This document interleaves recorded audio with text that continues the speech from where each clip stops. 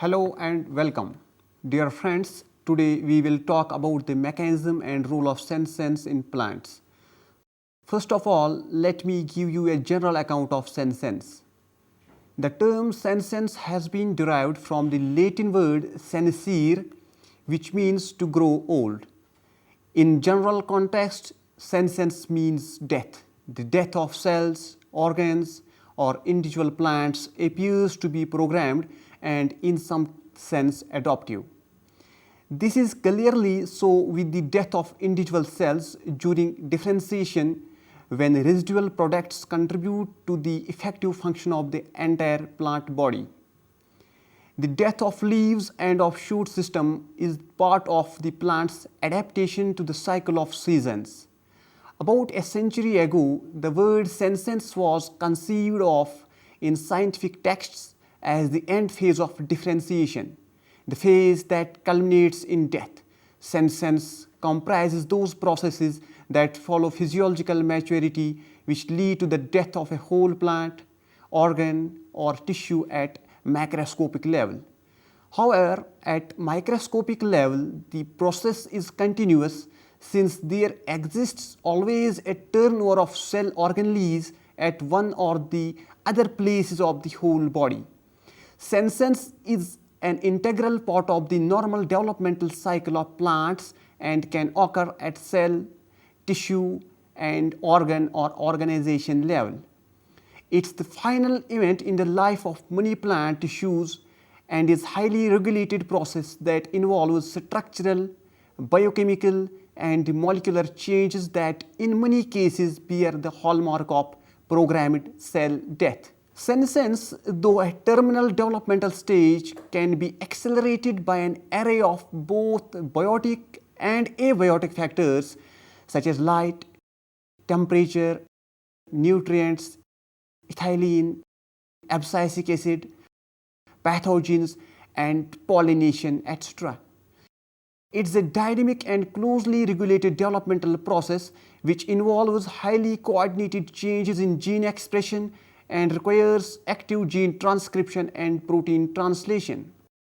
A genetically controlled senescence program allows for the ordered degradation of organelles and macromolecules with the remobilization of essential nutrients. It's largely an oxidative process involving a general degradation of cellular structures and mobilization of the products of degradation to other parts of the plants or organs. Senescence is mainly characterized by many changes including cessation of photosynthesis, disintegration of organelle structure, intense loss of chlorophyll and proteins, upregulation of tonoplast localized cytochromes, a dramatic increase in lipid peroxidation, proteolytic activity, protease gene expression, polygalactouronidase activity, nuclease activity, nuclear degradation, vacuolar autophagy, membrane leakage, disruption of cell membrane leading to cellular decompartmentalization, and above all, loss of tissue structure. The physiological consequences of physical and chemical changes in the membrane lipids include modifications in the membrane permeability, loss of membrane-bound enzymatic activity. The central senescence process seems to begin in the nucleus with the senescence of RNAs, which in turn are used to make certain proteins in the cytoplasm, ultimately resulting in the alteration of plasma membrane and loss of homeostatic ability. The active and rapid nuclear degradation is triggered by vacuolar rupture during programmed cell death. Senescence in plants is usually studied either as leaf senescence or flower senescence. But plant senescence can be best studied in flowers as it is the ideal tissue for studying senescence associated events and changes. Flowers have been used as model systems to study senescence as the tissue is relatively homogeneous and chemical manipulation can be applied without substantial wounding. Now let's discuss about leaf senescence. Leaf senescence involves cell death that's controlled by age under the influence of other endogenous and environmental factors. Programmed cell death is a self-destructing cellular process triggered by external or internal factors and mediated through an active genetic program. The cell death occurring in leaf senescence is thus a type of PCD. Cell death in leaf senescence starts from mesophyll cells and then proceeds to other cell types. It also appears that cell death does not occur coherently but starts with local patches of early dying cells and then propagates to the whole leaf area. Leaf cells at the senescence stage show some distinctive structural and biochemical changes. A notable feature of cellular structural change during leaf senescence is the order of disintegration of intracellular organelles. The earliest structural changes occur in chloroplasts, that's changes in the grana structure and content and formation of lipid droplet called plastoglobuli. In contrast, the nucleus and mitochondria that are essential for gene expression and energy production respectively remain intact until the last stage of senescence. This reflects that the leaf cells need to remain functional for progression of senescence until a late stage of senescence, possibly for effective mobilization of cellular materials. In the last stage of leaf senescence, typical symptoms of programmed cell death such as controlled vacuolar collapse, chromatin condensation, DNA laddering are detected in naturally sensing leaves from a variety of plants including Arabidopsis and tobacco. These observations imply that leaf senescence involves cellular events that ultimately lead to programmed cell death. Eventually, visible disintegration of the plasma membrane and vacuolar membranes appears. The loss of integrity of plasma membrane then leads to disruption of cellular homeostasis, ending the life of cell in sensing leaves. The cellular biochemical changes in the sensing leaves are first accompanied by reduced anabolism. The overall cellular content of polysomes and ribosomes decreases fairly early, reflecting a decrease in protein synthesis. This occurs concomitantly with reduced synthesis of RNAs and tRNAs. Further, cellular biochemical changes are most easily understood from the viewpoint of nutrient solvage. That's, for example, hydrolysis of macromolecules and subsequent remobilization, which requires operating a complex array of metabolic pathways. Chloroplast degeneration is accompanied by chlorophyll degradation and the progressive loss of proteins in the chloroplast, such as ribulose biphosphate carboxylase and chlorophyll A-B binding protein. Senescence-associated cysteine proteases, which are accumulated in the vacuole, also play a role in protein degradation. Lipid-degrading enzymes such as phospholipase D, phosphatidic acid phosphatase, lytic acyl hydrolase, and lipooxygenase appears to be involved in hydrolysis and metabolism of the membrane lipid in sensing leaves.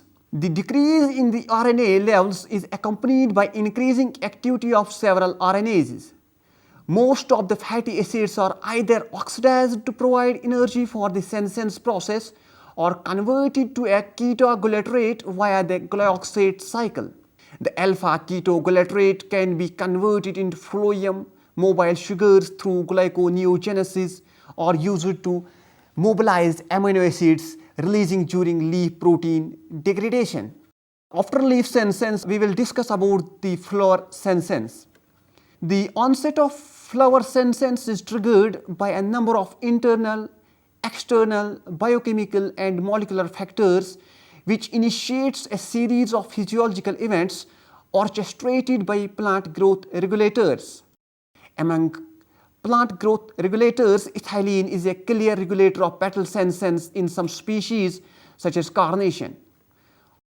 However, in other species such as iris, hemerocalce, elastomeria, it appears to play a little or no part. Based on how the flowers respond to ethylene, two patterns of senescence with ethylene sensitive and insensitive systems are recognized. In ethylene insensitive systems, abscisic acid is thought to play the key role in senescence. The endogenous levels of abscisic acid and ethylene vary during flower development and senescence in the different flower organs. It is well established that ethylene is involved in the senescence of most of the flowers and coordinates senescence pathways and regulating floral abscission. It is generally believed that there is a gradual increase in the flower's sensitivity to ethylene with increasing age. In ethylene-sensitive flowers such as carnation, a rise in endogenous ethylene production triggers senescence and coordinates the expression of genes required for the process. In ethylene-independent flowers, senescence, as in iris, gladiolus, there is little ethylene production before or during senescence. Exogenous ethylene does not accelerate senescence, and ethylene inhibitors do not elongate floral longevity. However, some flowers, as in daffodil, intermediate pattern of senescence is exhibited. Without pollination, their senescence resembles that of ethylene insensitive flowers in that there is little ethylene production and only a limited response to inhibition of ethylene biosynthesis and action. However, pollination results in an ethylene-sensitive type of senescence with an associated rise in endogenous ethylene production, and as such application of exogenous ethylene accelerates senescence. In ethylene-insensitive flower systems, abscisic acid has been envisaged as being the key factor regulating flower senescence through an early and continuous accumulation in various flower tissues. Exogenous abscisic acid in daylily accelerated senescence-associated events such as loss of membrane permeability and lipid peroxidation. In narcissus, exogenous abscisic acid has been shown to lead to an premature accumulation of senescence-associated transcripts in tepals. Abscisic acid is thus thought to be primary hormonal regulator of flower senescence, and many of these senescence-related changes are brought about by it. These include ion leakage, change in lipid peroxidation, protease activity, and expression of novel DNases and RNases. It has been suggested that the signal for senescence is endogenous from the tepal cells themselves and may not require hormones as an intermediate signal. In Narcissus pseudo-narcissus, it has been shown that abscisic acid content increased in tepals of senescent flowers, which coincided with the appearance of visible signs of senescence, and exogenous application of abscisic acid has been found to enhance the premature accumulation of senescence-associated transcripts in the petals, indicating that abscisic acid induced the transcripts independent of ethylene. It has been reported that programmed cell death in very early stages of tulip petal senescence is triggered by signals other than ethylene, hydrogen peroxide or protease activity, and that the intracellular energy depletion is a primary early signal for programmed cell death in tulips. Using flow cytometry, it has been confirmed that nuclear fragmentation coincides with the death in petals after full flower opening. Recently, PCR-based subtractive hybridization has been successfully used in daffodil and iris to isolate large populations of genes associated with petal senescence. About 54 genes have been isolated from daffodil, including genes encoding a few regulatory proteins and several cysteine and serine proteases. It has been suggested that abscisic acid is a natural regulator of flower senescence and is involved in the regulation of senescence of ethylene-sensitive flowers. In rose and carnation, exogenously applied abscisic acid modulates an early increase in ethylene production, enhancing the sensitivity to ethylene. The flower longevity of ephemeral and long-lived hibiscus cultivars was found to be negatively correlated with ethylene evolution, and interestingly, abscisic acid also seems to be tightly linked with hibiscus flower life, showing the same trend as ethylene production. The endogenous concentration of abscisic acid in Hibiscus rosa sinensis during natural senescence was recently reported to be relatively low during early flower development, then peaked as the flower opens, and finally decreased during senescence. Abscisic acid may act in concert with or parallel to an ethylene signaling pathway during flower senescence. In plants such as rose, the expression of some genes encoding for ethylene receptors is induced under exogenous abscisic acid treatments. A large increase in abscisic acid levels has been observed in the gynoecium prior to or concomitant with the ethylene upsurge, demonstrated that ethylene perception is required for abscisic acid action in Hibiscus rosa sinensis, as treatment with silver thiosulfate, an ethylene antagonist, completely prevented the increase in abscisic acid levels. Thus, ethylene undoubtedly plays a major role in promotion of senescence, but role of other plant growth regulators cannot be ruled out. Cytokinins have been found to delay floral senescence in various plants like dianths, petunia, and roses. Cytokinins are natural antisenescence factors, and that their declining levels serve as trigger for increased ethylene production. Feeding carnation flowers with 6-methylpurine, an inhibitor of cytokinin oxidase or dehydrogenase, has been shown to increase lifespan of petals, suggesting that ethylene promotes inactivation of cytokinins and facilitates the senescence process. The role of auxins in regulating flower senescence is not clearly understood till date. However, auxins have been found to reduce ethylene sensitivity in some tissues, while in others they promote senescence by inducing ethylene production. Application of auxins to flowers has been found to stimulate senescence by hastening the rise in ethylene production. Gibberellic acid is known to delay senescence in some cut carnation flowers by acting as an antagonist to ethylene. In Grevillea, higher levels of gibberellic acid was found to enhance flower abscission rather than senescence, but the treatment did not enhance the longevity of inflorescences. Polyamines, which are ubiquitous in living organisms, have been implicated in a wide range of biological processes, including plant growth, development, and response to stress.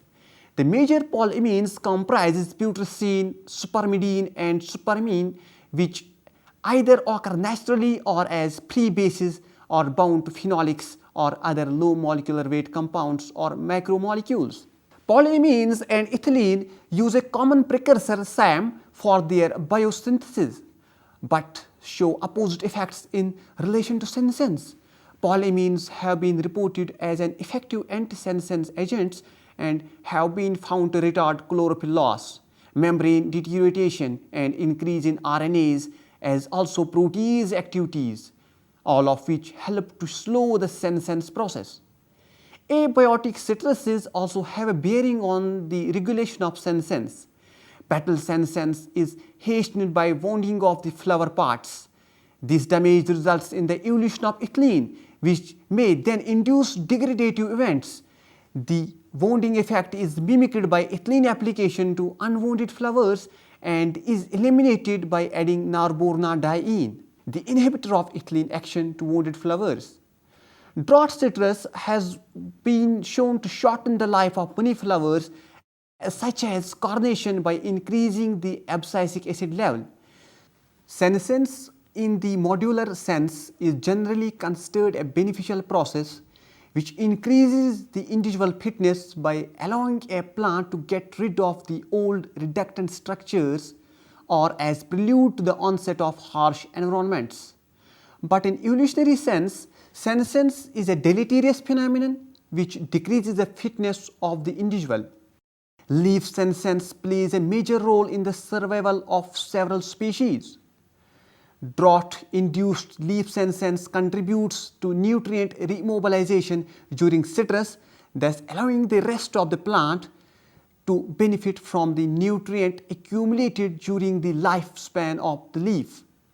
In addition, drought-induced leaf senescence, especially when accompanied by leaf abscission, avoids large losses through transpiration, thus contributing to the maintenance of a favorable water balance of the whole plant.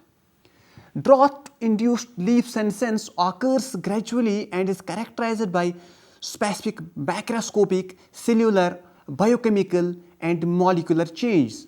Senescence is a correlative event and is the cumulative effect of the formation of flowers, fruits, seeds, apices, and roots. Senescence is a mechanism which works in the favor of maintaining an ecological balance both for the internal milieu and external environment of a species. Selective and temporal removal of flowers is species specific and carefully tailored to its ecological requirements.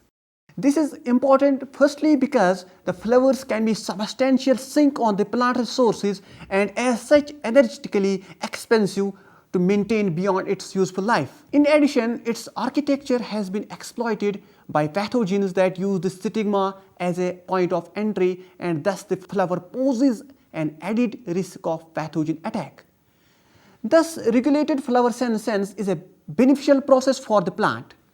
Keeping in view the factors mentioned earlier, it seems that senescence is a deleterious phenomenon which weighs heavily on the plant's life. But at the same time, it's important for the survival of plant under stressful conditions and at the peak of completion of the life cycle.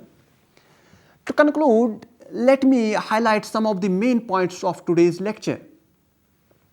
We have so far understood that senescence is the final event in the life of many plant tissues and is highly regulated process that involves structural, biochemical, molecular changes that in many cases bear the hallmark of programmed cell death. We have also learned about the main changes occurring in flowers and leaves during senescence. It is pertinent to mention that senescence can be considered as a necessary evil as it helps the plant to cope with the unfavorable conditions despite paying heavily on the plant resources. Thank you very much.